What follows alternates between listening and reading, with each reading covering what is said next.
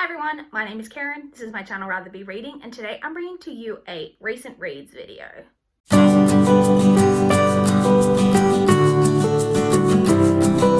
It has been a week since I last checked in for a recent reads video. I did manage to read a total of 8 books this week, which I'm super happy with.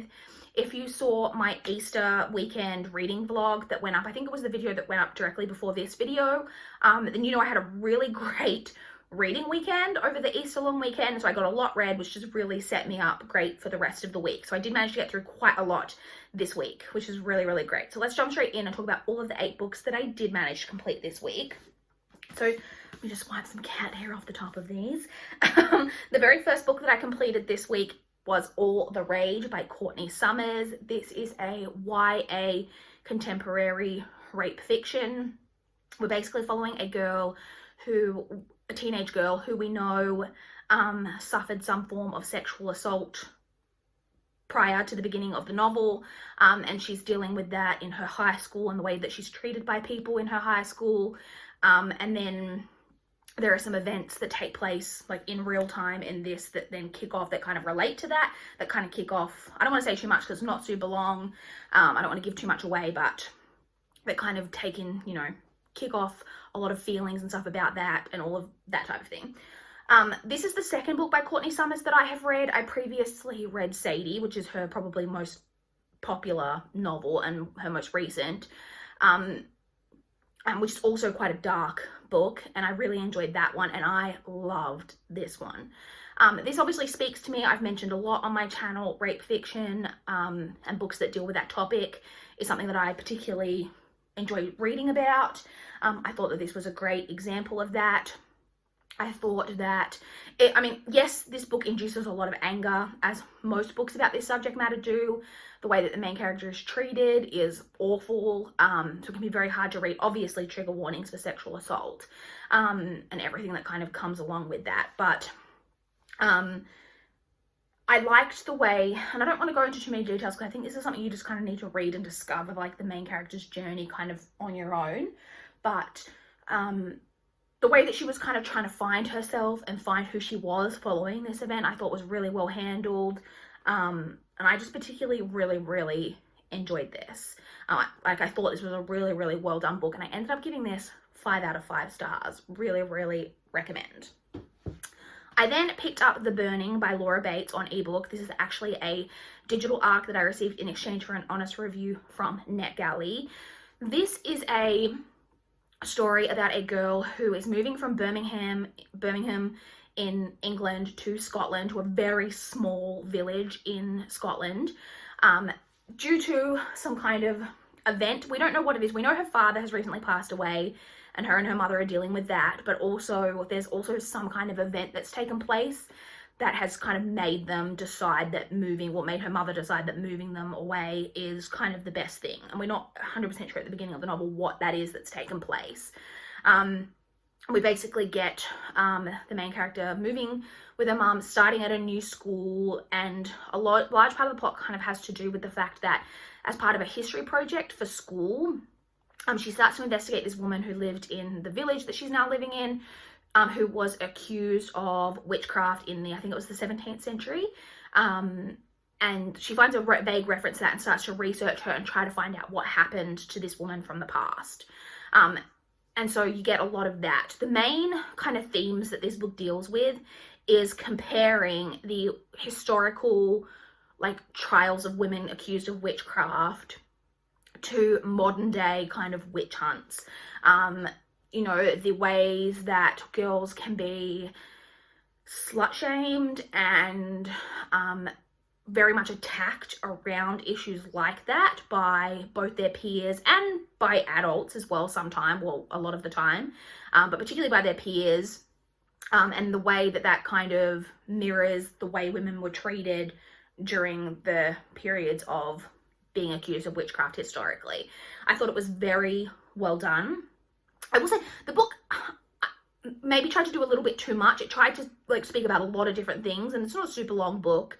And then there's a couple of scenes at the end that were maybe not super realistic, but I didn't mind that so much because they were done with a purpose to get across a certain message, and I thought that the message really came through. So that's like, I was able to kind of like put aside to the side that I don't know that those things necessarily would have taken place.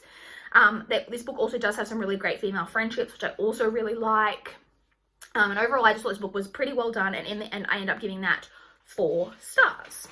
I then read, well, so I have put down on Goodreads, and I'm calling it a read book, The Before Now and After Then by Peter Mon. So Peter is a booktuber. He has a booktube channel, Peter Likes Books, and he also, I think prior to him ever starting his booktube channel, had a novel published, The Before Now and After Then. And one of the things that he has done recently on his channel, due to, you know, everyone being stuck at home, one of the things he did was, over several videos, read his novel out loud on his channel. And so I had been watching those videos. He was kind of reading a couple of chapters every day, and I was watching every one of those videos and listening to his story read by him. And so that completed, and I've now read that whole book. It's a YA contemporary, like LGBT novel. Peter is a gay man, and the main character is a gay boy in high school dealing with grief. He had a twin brother who at the start of the novel, like right before the start of the novel, had passed away in a car accident. And so he's dealing with that, but then also dealing with that he had just like he came out to his parents on the same day that his brother died. And, you know, so dealing with kind of his coming of age and who he is as a person, particularly as he was kind of, the twin brothers had the kind of dynamic where one was really the boisterous, outgoing one, and that's the one who passed away, and then the main character was more of the quiet fade into the background. And so really it's about him trying to find who he is following the death of his brother. I enjoyed this. It's definitely kind of like on the cheesier side, which I don't mind, but, and I will say, and Peter acknowledges this in his video, that it is pretty insta-lovey. There's a relationship in there that is very insta-lovey. For the main part, it was really enjoyable, and in the end, I gave that 3.25 stars. I then read Sun by Lois Lowry. This is the 4th and final book in the Giver Quartet. So this series is really hard to describe. So the first book, The Giver, is basically set in kind of a dystopian community where everybody is the same. It is set up that they basically take medication that kind of regulates their emotions, I guess, but also there's no color.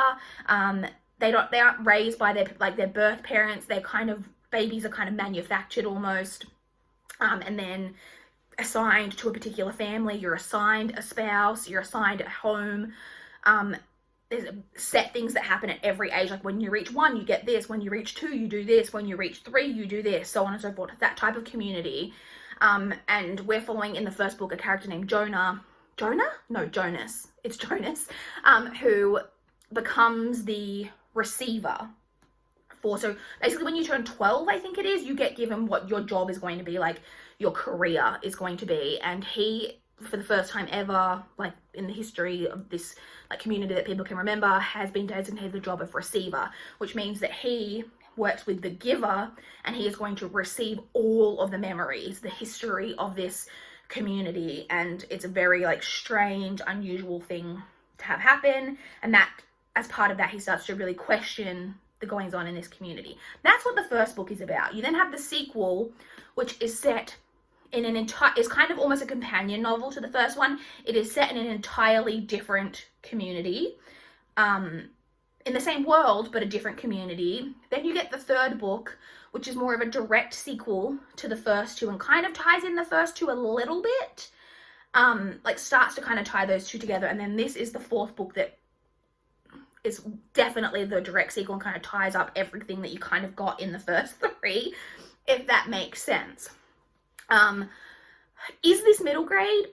I don't know. The first book, The Giver, is widely known as a middle grade, and I presume that maybe as the series went on, Lois Lowry decided to kind of age up the writing and the themes. I'm not overly sure, because sometimes it felt very middle grade, but then the themes, particularly in the first portion of this story, I thought were quite dark to include in a middle grade novel. So I'm not sure. If you're planning to give this to a middle grade reader, maybe just be a little bit wary. And so this book is divided up into 3 sections. The first section I really, really enjoyed. I was like, yes, I'm loving this. This is what, like, I didn't even know what I wanted out of the final book, but I was like, this is, if I could have said what I'd wanted, this would be it. First section, great. The second one and the third one were really, really downhill.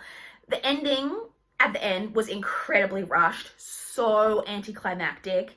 And then on top of that, then when it ends, the like book is over, I was then like, okay, but after all of that and this finally kind of coming and tying everything together, there is still a lot of unanswered questions, I thought anyway. So I don't know, this was ended up being quite underwhelming in the end, and I ended up giving it 2.75 out of 5 stars. Next, I read Before I Go to Sleep by S.J. Watson. I buddy read this with one of my subscribers, Michelle. This is a thriller.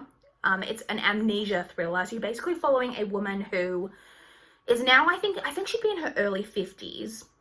But when she was in her late 20s, she was in some kind of accident that has meant that she has a lot of memory problems. And it differs day to day. Basically, she can't form new memories. So when she wakes up every day, she still believes that she's in her like 20s, and doesn't know like who the people are around her, thinks that she's younger than she is, but also still struggles with memories of around that time as well, but definitely can't remember anything new. And on a day-to-day basis, she can start to remember everything, but then when she goes to sleep each night, she forgets everything kind of from the day before and then starts over again the next day. And basically at the beginning of this, she gets a call from a psychologist, a doctor that she's been working with. And he says, like, you know, we've been working together. Your husband doesn't know. You haven't wanted to tell your husband, but you've been writing in a journal every day. And I'm calling to remind you about the journal, where to find it, because she keeps it hidden. And she finds the journal and starts reading through. And there's a big entry at the front of the journal that says, don't trust your husband. And kind of goes on from there with her discovering, trying to remember as much as she can about her life and who she is and everything that's going on. That's the main gist of the plot, all I can really say. I enjoyed this. Michelle and I had a great time going back and forth on Voxer, going like asking. This book did a great job of really making you ask questions, being like, wait, what's going on with this, or is it this, or, and having said that, and it's surprising that it managed to do that, because this is a book with very limited characters. You basically, there's 3 main characters, which are the main female character, her husband, and the doctor. They're like the main people that you're really dealing with. And so for them to manage to create so much doubt and so much confusion, well, the author managed to create so much doubt and so much confusion with such a limited kind of story and characters, was pretty well done. However, I think the ending was a little bit rushed. The very end part was like, it was one of those parts where I actually had to go back and read kind of the final, like almost climactic scene again, because I was confused as to what actually had happened. And there were definitely some kind of, not plot holes, I wouldn't say plot holes, but like conveniences. There were a few little things that were just explained away, like kind of very like, oh, don't worry, that was just this. And it's like, oh, okay. So I did overall quite enjoy this. Oh, I do think the kind of outcome of it was maybe a little anticlimactic as well, but overall I did end up quite enjoying it, and I gave it 3.75 stars. I then finally completed the audiobook for The Diviners by Libba Bray. This is a reread, of course. I'm trying to reread the first 3 books so I can finally move on to the final book, King of Crows. I'm nervous now because I've only seen 1 review so far of King of Crows, and the person was really disappointed. So now I'm nervous. But I love this series. In case you don't know, this is it's paranormal, historical, urban fantasy kind of. It's set in 1920s Prohibition era New York. In the first book, you're basically following a character named Evie, who has been sent by her parents to stay with her uncle in New York, who is kind of the owner of this like paranormal museum. And she has a kind of secret, like special ability that she's been keeping a secret. And then a spate of murders starts to happen in New York City, and she basically realizes that maybe her ability could help to solve these murders, and kind of gets involved with that. This series has a huge cast of characters. And I just think, and I loved this. So I originally gave it 4.5 stars. I'm giving it 4.5 stars again. I really, really do enjoy this first book. I think that there's so many characters, but none of them bleed together. And I don't know if that's to do with the fact that I listened to this on audio. This is narrated by January Lavoie. The Diviners is actually the first audiobook that I ever listened to. And it's still, to date, my favorite audiobooks. January Lavoie is just incredible as a narrator. You would think that this is full cast, but it's not. She does a different voice for like every single character, and there's a lot of characters and a lot of perspectives, and she just absolutely nails it. There's also a lot of like, you know, like the main like kind of villainous character, you kind of get some chapters, like little parts from kind of that perspective, and there's like a creepy song and like a whistling, and she does all of that, and it just is really, really well done. I think the story is really well balanced.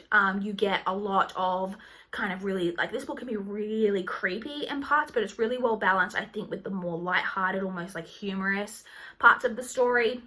I don't want to go on about it too much. Like I said, I've read this before. I knew I was going to love it. So like I said, I gave that 4.5 stars once again. I then read Buffy the Vampire Slayer Volume 1, High School is Hell. Obviously based on the series by Joss Whedon, and this is written by Jordi Belair, with illustrations by Dan Mora, and then it's also got a name on here of Raul Angulo. I'm not sure what colored by Raul Angulo. This was strange. I went into this as blind as possible. I wasn't sure whether this was just literally the TV show in like graphic novel format, if it was a reboot or sequel, or like what. I was presuming it wasn't a sequel because it was set in high school. And this is basically like a redo. It's like a reboot of the original series, but the artwork is very clearly based off the show. The characters in here look like the actors who portrayed them in the television show, which isn't an issue, but it's different. Like, it definitely has a lot of differences from the show, a lot of which I didn't enjoy. Now, this is hard because I am, in case you're new here and don't know, I am a hardcore Buffy the Vampire Slayer fan. Hardcore. It's my favorite television show of all time. I absolutely love it. And so it's kind of one of those things where it's like, I could maybe love it because it's based on that, or am I going to struggle with it because I'm really going to struggle with the differences? And I just thought that for the main part, I think my problem with it is that it's underdeveloped. You just kind of rush in, and things are very different, like I said, to the show. Then you don't get a lot of explanation for the things in the show. So for the most part, I did enjoy the artwork, but there's a lot of characters that are the same characters from the show, but they're characterized very, very differently from the show. But you're just kind of dumped into it and are trying to figure out, like, obviously if you have watched the show and are a lover of the show, you know a character one way. And then so when you're experiencing a character in a new way, but it's not being kind of fully, like, laid out for you, it was kind of hard to figure out exactly what was happening. So I ended up giving this 3 stars. I didn't hate it. I really did enjoy the artwork. Did I say that already? I enjoyed the artwork. But like I said, it was just a bit confused as to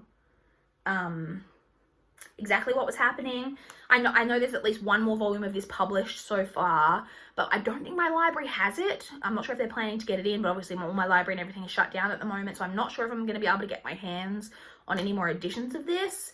But I would continue to see kind of how we expand on it.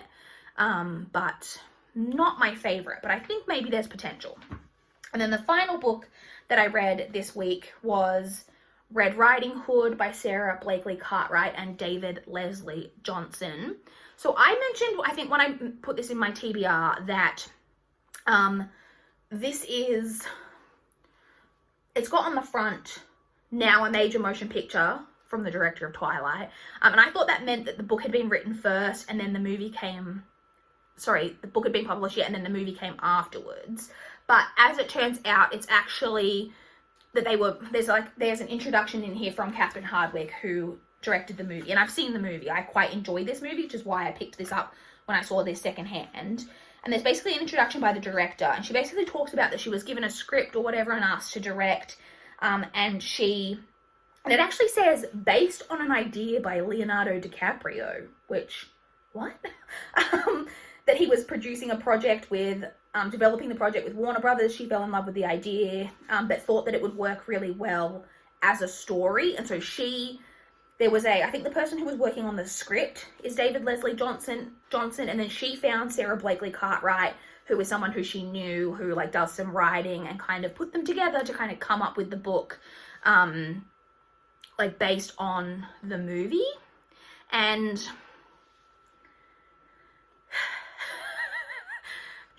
so this obviously is a Red Riding Hood retelling, and this does not compare to the movie at all. This is only like 320 pages. This is incredibly underdeveloped. The main romance which is like one of the things that like pushes the whole plot, like the way that it goes, was so incredibly underdeveloped in this. Literally, it's a boy. So the main character is Valerie, and there's a boy that she was friends with like until they were like 6 years old or 7 years old, something like that type of age range. Purely just friends. Obviously, there was no romance feelings at all when they were that age. And he then moved away to like another village. When they come across each other again, when they're now like, I think she's like, I don't know how old she is, like 17, and they're immediately just in love with each other, basically without even talking about their feelings or anything at all. They just see each other and are like, oh, we're in love with each other and we're going to be, like, try to be together now. And I was like, whoa, like, pump the brakes. Like, it just was so incredibly underdeveloped. And not even to the point where they maybe are attracted to each other and want to be together, but, like, they do a lot of stuff to try be together, which, like, has a lot of consequences. So that was incredibly underdeveloped, and I really struggled with that. And then the ending. So if you've seen the movie, which I have, the movie ends. It has an ending. This book has no ending. And from what I can gather from some of the reviews that I read on Goodreads, it seems like, because there is a page in the back here that's like, what does it say? It says, is this truly the end of Valerie's story? Visit blah, blah, blah. And it's got like a couple of different websites. From what I can tell, those websites are no longer active. But basically, I think on a website, they publish like the last chapter. And that's how you got the ending. Because a big part of this book is like, who is the wolf? There's a wolf terrorizing this village and killing up some humans. Who is it? Well, I don't know. Well, I do know. I know who it is in the movie, but I don't know who it is in this because you literally don't find out. I don't know if that's a spoiler to tell you don't find out, but I feel like you should know that going in. If you want a book with an actual ending, do not read this. It literally just ends. And you're like, wait, what? Like, what's going to happen? I don't know. You don't find out. Really, really bad. I gave this 2.5 stars, but on reflection, it's maybe even more like just a straight 2. I'm not sure, but it was very, very underdeveloped. Sorry, I'm just trying to navigate to something on my laptop really quickly because I've realized that I'm going to talk to you about my currently reading and I can't remember one of the authors. So I've got it up now so I can tell you. So in terms of what I'm currently reading, I'm actually currently reading two things because I started an audiobook yesterday. I knew I wasn't going to finish it by the end of the week, but I was like, what does it hurt to just start it, get through a little chunk of it, and then finish it next week? So the audiobook that I started is It's Not Like It's a Secret by Misa Shuguru? I'm mispronouncing that, I'm sure. So this is, I haven't read the synopsis, and I'm only 14% of the way through, so I can only give you a very vague idea of what this is about so far. It's basically about a girl who is Japanese American, and she lives in a Midwest town, but due to her father's job, she is relocating to California with her parents. And she is kind of starting to question whether she thinks that maybe she is interested in girls. And so you're dealing with that, but also it seems to me that one of the main themes is also going to be about like pressure from parents, because she's an only child, comes from her parents are from a different culture. It's mainly her mum. Her mum puts a lot of pressure on her, and it also seems like it's going to deal a lot with kind of racism as well. And I already like that it's not just racism from like the point from white people, but also like between different minorities. Like the main character's mum like makes disparaging comments about other nationalities, and it's like, I like that that's portrayed because that is like realistic, that even, you know, though they themselves are victimized with racism, then they a lot of times have racial prejudices themselves towards other races, towards other minorities. So yes, or even towards white people possibly. But yeah, so far I'm enjoying that. Like I said, I'm only 14% of the way through that, so very early days on that. And then in terms of my I'm going to say physical read, but I'm not reading it physically. I'm reading the ebook. This is another NetGalley arc. That is Hold Your Breath by BP Walter. And again, I've only read like 8% of this. I read a little chunk of this last night before I went to bed, but I was really tired. And I went to bed at like 7 o'clock, so I didn't read too much of it after work, but I have started it. And this is a thriller, and if I recall, and from the little bit that I've got so far, it's basically about a girl who, her mother's got a lot of mental health issues, and then one day, the father basically tells them to get in the car and that they're going on a trip. And they get in the car and they drive to like a cottage, like house in the middle of some woods in the middle of nowhere. And then, so that's what happened in the past, but we've gone back to the past already in the part that I'm in, but I think you're actually following her like however many years later when she's got a call to say that she's got to come into a police station for questioning, and she's like, oh, I've been waiting for this call forever. So you know that some untoward stuff is going to go down in something to do with her past. So very intrigued. Like I said, very early days on that, but I am hoping basically to get that done this weekend to give me another good start going, not as good a start as last weekend, but to give me a good start going into the working week. I will also very quickly touch on the owls because I just realized I didn't mention any of the owls that this completes. So let me just quickly pull up my spreadsheet so I know exactly what I'm talking about. So, what books did I have here? So, All the Rage by Courtney Summers completed the Owl for Muggle Studies, which was to read a contemporary. Sun by Lois Lowry completed the Owl for, what was it, for Arithmancy, which was balance / opposites. Read something outside your favorite genre. My favorite genres are thrillers and dark contemporaries. This is more like sci-fi dystopian. Then Before I Go to Sleep by S.J. Watson worked for the Charms Owl, which was Lumos Maxima, to read a book with a white cover. Buffy the Vampire Slayer Volume 1 worked for the Owl for Potions, which was the potion for shrinking solution, to read something under 150 pages. So I use that for that. And Red Riding Hood by Sarah Blakely Cartwright and David Leslie Johnson worked for the Owl for Transfiguration, which was the Animagus lecture book / series that includes shapeshifting. And so this obviously has a werewolf character. Well, who is the werewolf? We don't even know, but there is definitely shapeshifting going on in some manner. So that's it. So I completed 5 owls this week. And I had one last week, so I've completed 6 owls now, which is halfway through. I still have 6 owls that I need to complete before the end of the month. This video, wow, I just looked at how long I've been recording, is super long, but I'm very happy with what I have managed to complete so far. I would love to chat with you guys in the comments down below if you've read any of the books that I've read, if you've got any thoughts on any of them, or if you want to talk about what you guys have been reading. How are you guys going on the Owls Readathon if you're participating? I would love to know. Please like this video if you liked it. Please subscribe if you want to see more from my channel. That is all I have for this video today. Bye guys!